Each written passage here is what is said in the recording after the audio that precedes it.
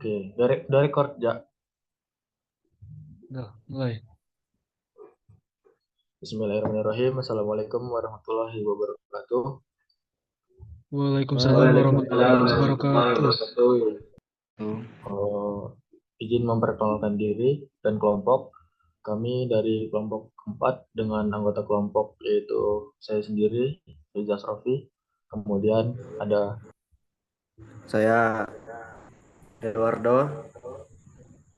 Perkenalkan, nama saya Eja Prastio.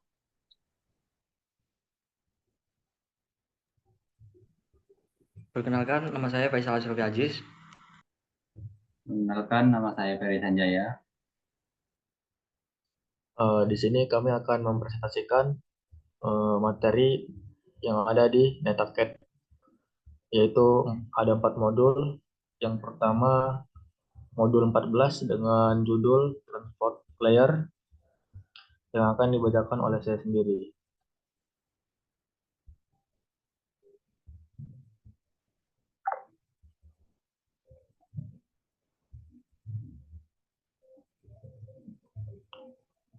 Dengan judul Transmission Control Protocol atau TCP. TCP is concerned only with the structure, addressing, and routing of packets from original sender to final destination. IP is not responsible for guaranteeing delivery or determining whether connection between the sender and receiver needs to be established. TCP is considered a reliable, full-featured transport layer protocol, which ensure that all the data arrives at the destination. TCP includes files which ensure the delivery of the data of the application data. These fields require additional processing by the sending and receiving host. Note: TCP divides data into segments. Later, TCP transport is analogous to sending texts that are tracked from source to destination. If a shipping order is broken up into several batches, a customer can check online to see the order of the delivery. TCP providers reliability and flow control using this basic operation. Yang dari atas ya, yang artinya kurang lebih seperti ini. IP hanya berkaitan dengan struktur, pengalamatan, dan perutuan paket dari pengirim asli ke tujuan akhir. IP tidak bertanggung jawab untuk menjamin pengirim atau menentukan koneksi antara pengirim dan penerima perlu dibuat. TCP dianggap sebagai protokol lapisan transport yang andal dan berfitur lengkap, yang memastikan bahwa data sampai di tujuan. TCP mencakup bidang-bidang yang memastikan pengirim data aplikasi. Bidang-bidang ini memerlukan pemrosesan tambahan oleh host, pengirim, dan penerima. Note: TCP membagi data menjadi beberapa segmen. Langsung ke poin-poin ini yang ada 5.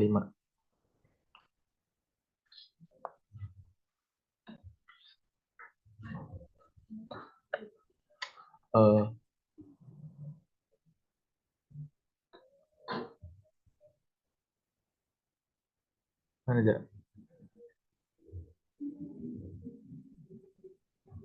Oke. User datagram protocol atau UDP. UDP is a simpler transport layer protocol than ECP. It does not provide reliability and flow control. This means it requires fewer header fields because the sender and the receiver UDP process don't have to manage reliability and flow control. This means UDP datagrams can be processed faster than TCP segments. UDP provides the basic function for delivering datagrams between the appropriate application with very little overhead and data checking.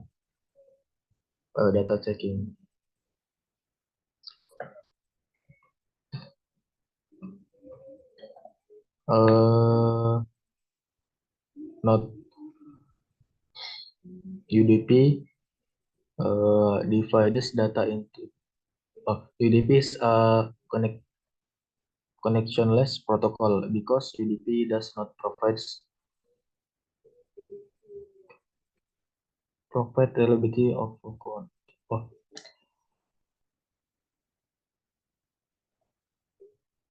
Paragraf ketiga aja, kursornya. UDP is also now as a BIS effort delivery protocol because there is no acknowledgement that the data is archived at the destination. With UDP, there are no transport layer process that inform the sender of a successful delivery. Mungkin yang sedikit terjemahan dan penjelasan dari kerja. UDP ini adalah protokol lapisan transport yang lebih sederhana daripada TCP. UDP ini tidak memberikan keandalan, dan kontrol aliran, yang berarti memerlukan lebih sedikit bidang header. Karena proses UDP ini pengirim dan penerimanya tidak harus mengelola keandalan dan kontrol aliran, yang berarti diagram UDP ini dapat diproses lebih cepat dibandingkan segmen TCP. Dan UDP ini juga menyediakan fungsi dasar untuk mengirimkan datagram antar aplikasi yang sesuai dengan sedikit overhead dan pengecekan data. Catatan, UDP ini membagi UDP ini membagi data menjadi datagram yang disebut dengan segmen. Lalu UDP itu juga protokol tanpa koneksi. Karena UDP tidak memberikan keandalan atau kontrol aliran, maka UDP tidak memerlukan koneksi. Nah, kemudian karena UDP tidak melacak informasi yang dikirim atau diterima antara klien dan server, UDP juga dikenal sebagai protokol tanpa kewarganegaraan. Next, ya. Bawahnya. Enggak deh. Yang 1474.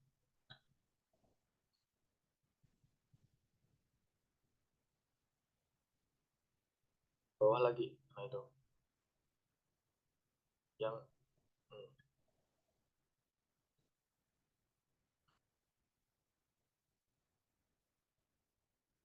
lalu materi selanjutnya yaitu UDP client process.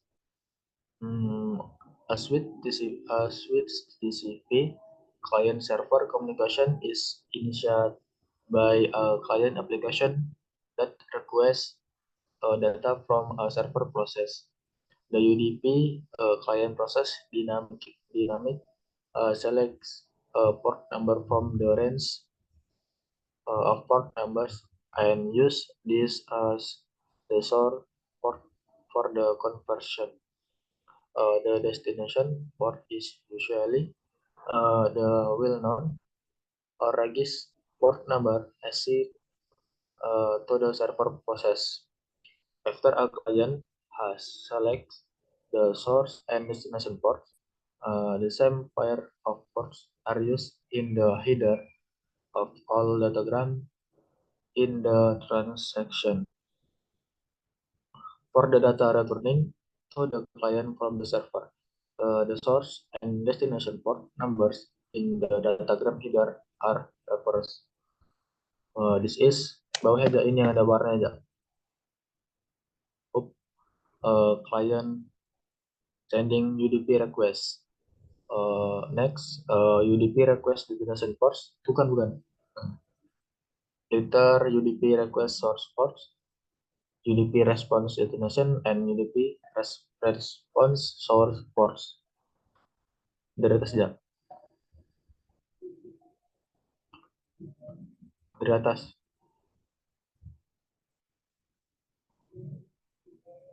Oke.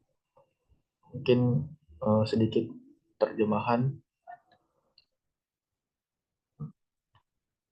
Pada proses klien UDP ini, seperti halnya pada TCP, komunikasi klien dan server ini dimulai oleh aplikasi klien yang meminta data dari proses server.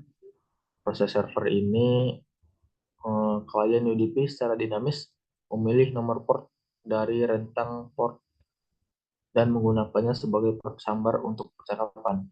Port ini bertujuan biasanya untuk merupakan nomor port terkenal atau terdaftar yang ditetapkan untuk proses server. Kemudian setelah klien memilih port sumber dan tujuan, pasangan port yang sama itu digunakan di header semua datagram dalam transaksi. Untuk data yang kembali ke klien dari server, nomor port sumber dan tujuan di header datagram dibalik. Kemudian client sender UDP request itu klien mengirim permintaan UDP. Kemudian ini yang ada 5 ini aja atas jadi titik. Oke. Berikut topologinya. Yang kedua ada UDP request destination ports. Berikut adalah topologi ya.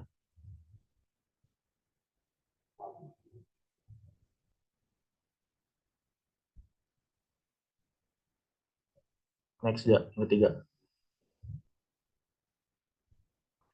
Lalu yang ketiga ada UDP request source ports. Berikut adalah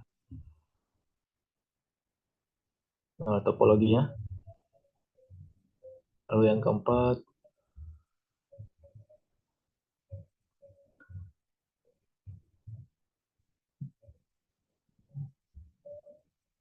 oke, yang terakhir dia tolong UDP response source port. Dan berikut adalah topologinya.